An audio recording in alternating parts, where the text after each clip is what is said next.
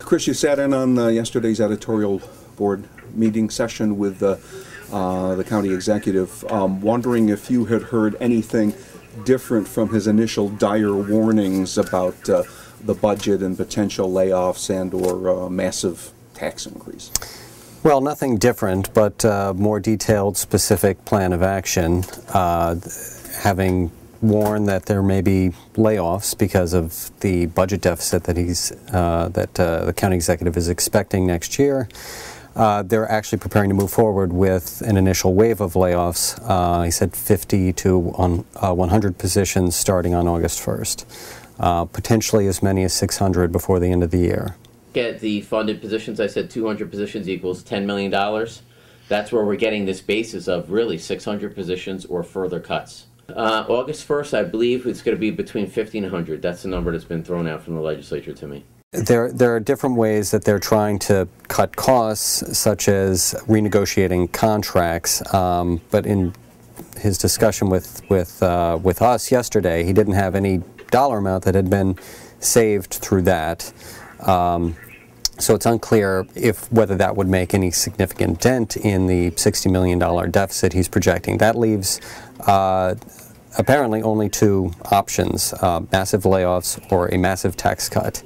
And he made clear that he's unwilling to raise taxes.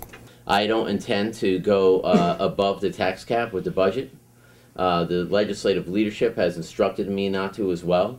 So at the end of the day, when I submit my budget in September, October, in that realm, we are going to really be discussing some serious implications to the workforce of Orange County. Obviously, Valley View plays heavily into all of this. It sounded to me, again, based on your report, that he and his administration want to go full speed ahead with the sale, despite the court ruling.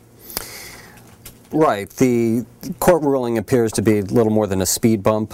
They're going to appeal it, and a message that was issued yesterday, separate from this discussion that we had with Steve Neahaus, indicated that they may hope to hold another vote so that they could get the supermajority approval for transferring Valley View that was invalidated by a court this week.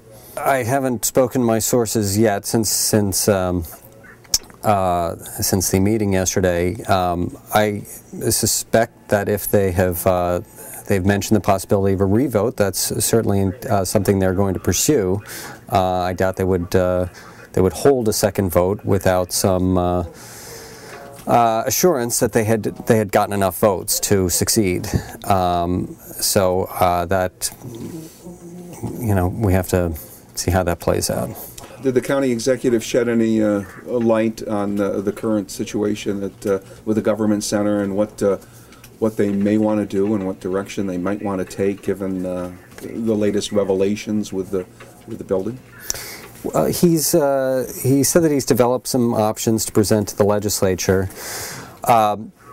but the two things that came across were that he seems to have written off the $74 million renovation plan that hit a roadblock in Albany, and says that the legislative leaders that he's spoken with have feel the same way.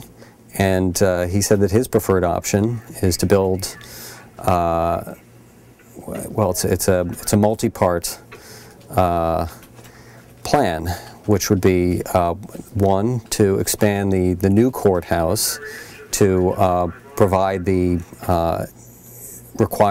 needed court space that the county's been under pressure to replace since the government center was closed. Number two, they would try to sell the existing government center, the empty government center. And three, build a new government center somewhere on that same property. My preferred, I ran and I got criticized even from my own team for saying I would prefer to build new. That would be one, or to continue to lease or buy. I think it's just too complicated to to jump through all these hoops, any inefficiencies. Putting the government center up for sale was something he said he was prepared to do, to issue an RFP to seek bids for the government center. For it to eventually be sold, it would require the legislature's approval, but he can unilaterally put it on the market, and he said yesterday that's something that he's going to do.